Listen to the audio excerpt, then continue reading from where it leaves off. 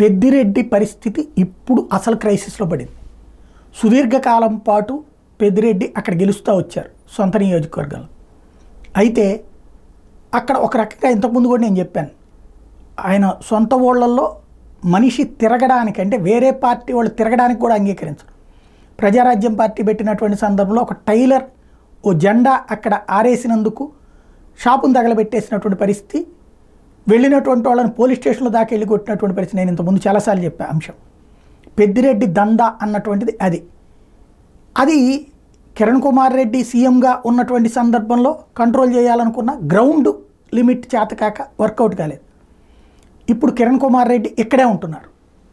ఒకటి, ఈ దఫా ఎలక్షన్స్లో స్ట్రాంగ్గానే నిలబడ్డారు, కానీ ఫైనల్గా వచ్చేటప్పటికి చాయిస్ మారింది. అది పక్కన పెడితే ఇప్పుడు 2014లోనూ పెద్దిరెడ్డి హవానే నడిచింది. అక్కడ 2019 తర్వాత మంత్రిగా కూడా కొనసాగడం వల్ల హవా నడిచింది.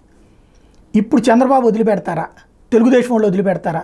మనిషి కూడా దొరికారు వీళ్ళకి. రామచంద్ర యాదవ్ మొన్న పెద్దిరెడ్డిని ఎదిరించినటువంటిది ఇదంతా కూడా. ఇప్పుడు కంటిన్యూటీ మూమెంట్ ఉంటుంది.